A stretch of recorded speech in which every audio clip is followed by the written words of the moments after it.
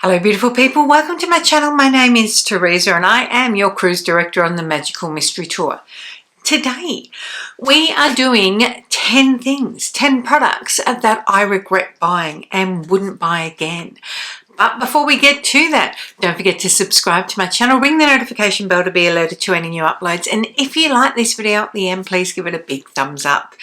Let's go see what I wouldn't buy again.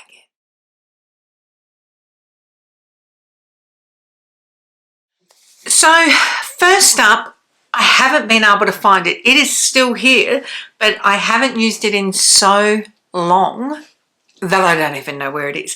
And it's a facial tool. It is, I'll insert a picture here. So the device that does the, mainly put it on your neck and up your face, it's useless. You see them come up all over social media all the time saying what great that they do. I've got a lot of facial tools. I have my LED mask, I have a hydrofacial machine, I have a new face, I have the Medicube. All of those I like.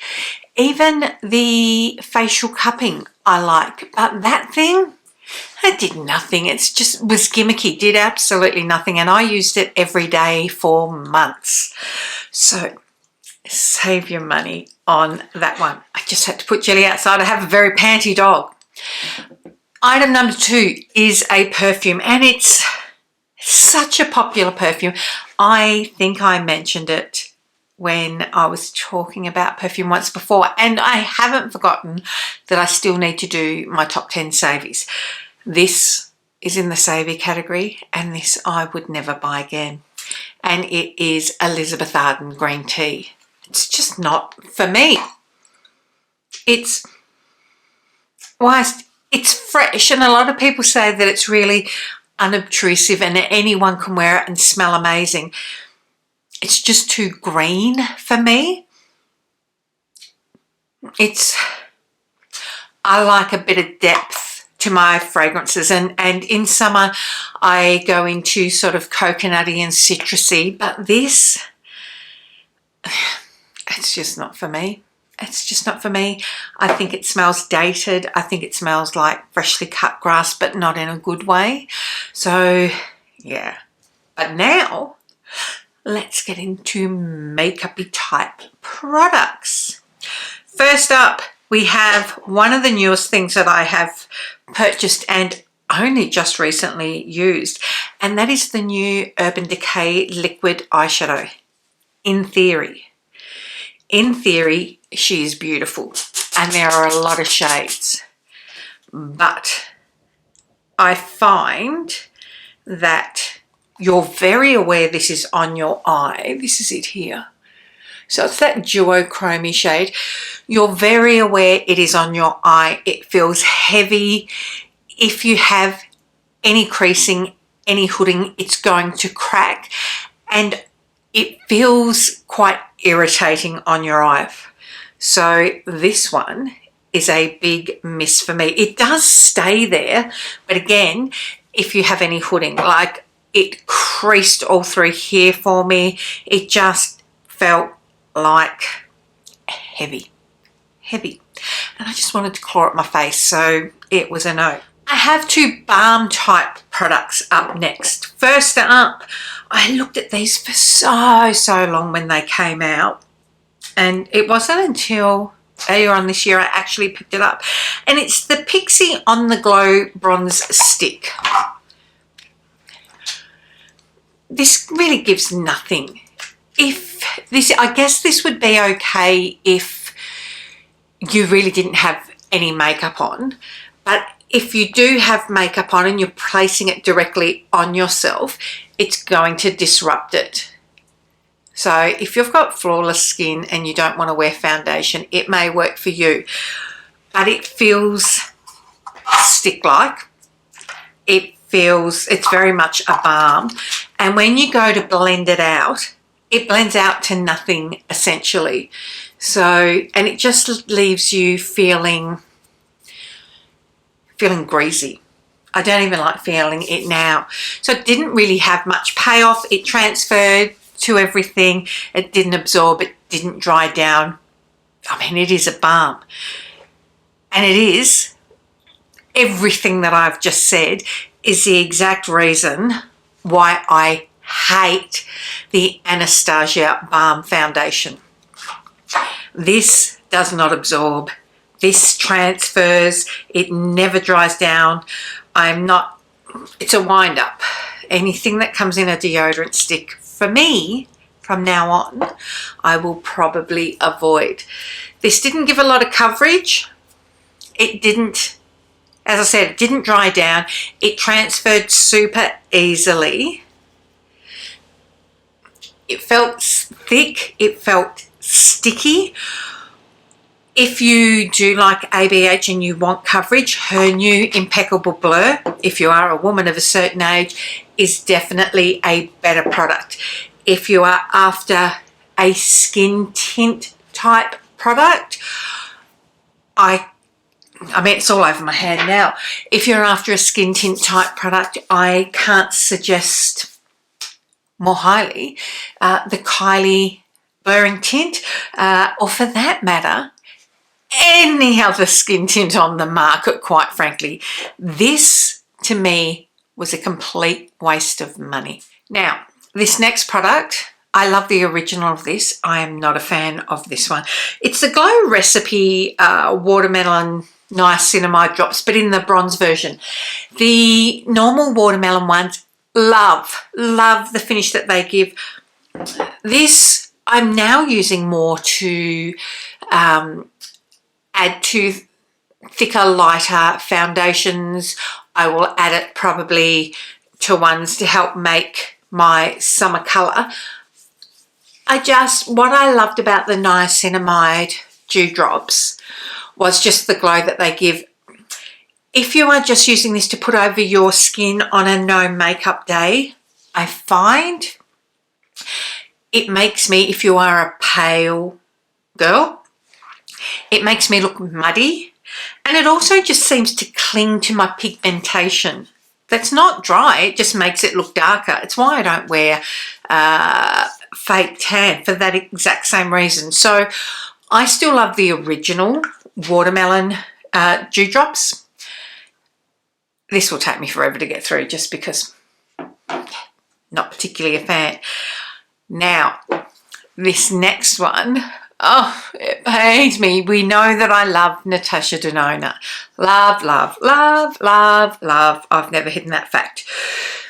I picked up the Hydrating Priming Serum, and it is beautiful. It is expensive. I want to say it's in the 80s, but I just don't use it. So it's this type of drop. And they say to use it underneath, like use it like a primer serum. It smells okay. It's got a scent. I just find that I feel like I'm left with an oily residue, and it's not pleasant. It looks, in theory, it looks beautiful. You've got that beautiful pearlescent glow to it. But I would rather use a golden illuminating highlighter or illuminating primer that doesn't have that oil base. And for the pearlescence to it, I prefer the L'Oreal Lumi Glotion in the lighter shade, quite frankly. You get that same sort of mother of pearl look to it, but without that oily residue. Like, that's absorbed into my skin, and you can see the glow on there, but it feels oily. And oh, by the way, I'm scrunching up my face. We have another foundation, and I don't even think we can class it as a foundation. Now, I said I loved this when I first used it, and I just have not reached for it again. I've used it a couple of times as a primer, as an illuminating primer under products. But see, here's one of those things. Loved it because it was different the first time I used it.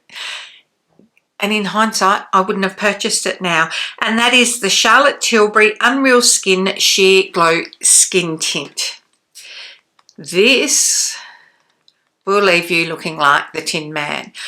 So if you want to use it strategically as a highlighter, you could. It's probably better to use it as that than all over. To use this all over your face and not set it with a powder to mattify it down, it's too glowy. It doesn't give enough coverage. I'd rather use the Fenty stick and add a highlighter, quite frankly. Yeah, it should be good in theory, but you just look like a hot mess in the end. These, and what I'm saying is just my opinion.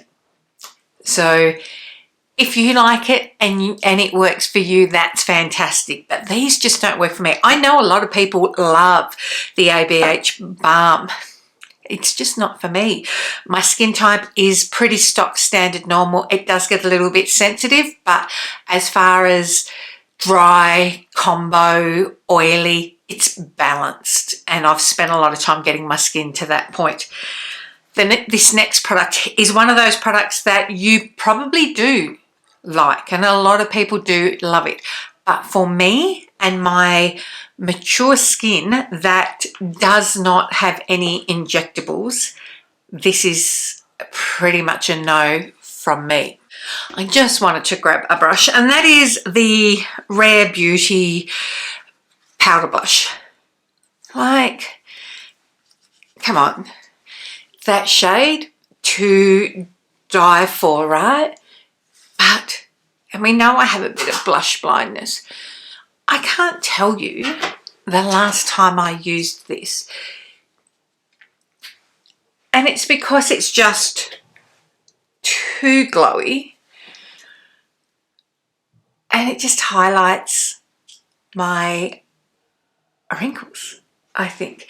It's not, I would prefer to have,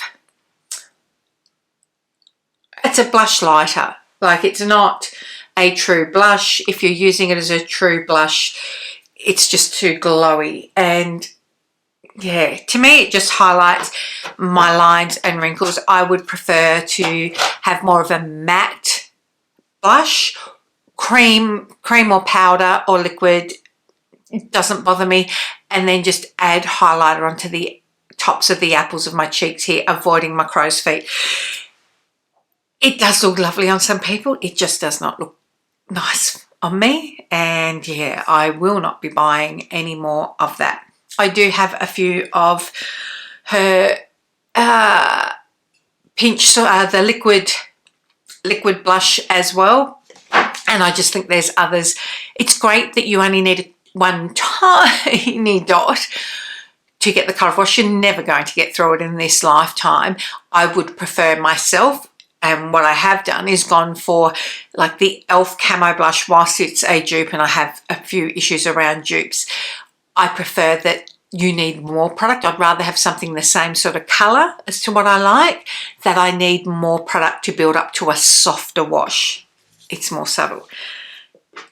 And lastly, I have an eyeshadow palette. It's a recent one that I have used on the channel, and I've had this for months and only really recently used it.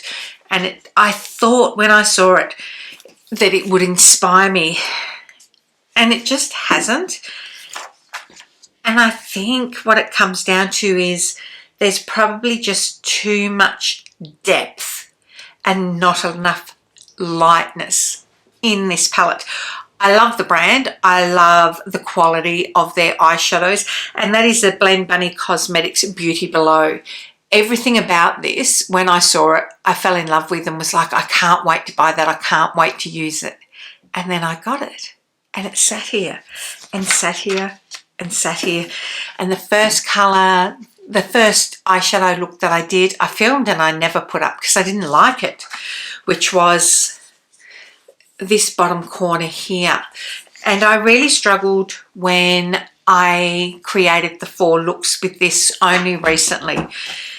And I've realised there's 1 or 2 shades I do like in this, and I still haven't used it. And that's that crazy blue that I do want to use at some stage. But it's, for me, this is probably just going to stay in my collection for the sake of having it, and I may reach for it every now and then. I've got 3 or 4 new palettes sitting over here that I'm going to start playing with today that I'm really looking forward to, whereas this just didn't inspire me. So I think they've done, I love the idea behind this palette. I get the story behind it. It just, for me, it didn't work. And probably a couple of combinations, one of them being my age, maybe. The fact that I've got really hooded, sagging eyelids. It was just too much. Too much depth is what I will say. So, well, that's it. This was a quick one today. I just wanted to talk about a few of the things that I wouldn't go. Have you got any of these? And if you have, let me know if you love it or you hate it, and why, for both. I'd really like to know. I know people love this, as I said, and I do know that people love this. Let me know down below, what is the one product that you regret buying, that you were so excited to get and it just did not live up to the hype? Let's see if it's something else I've got or helps me avoid buying something that I don't need. So until next time, my loves, don't forget to tell your mum, tell your sister, tell your friends, come along, hang out, subscribe, all that jazz. Wah! Until next time, take care. Bye. Mwah.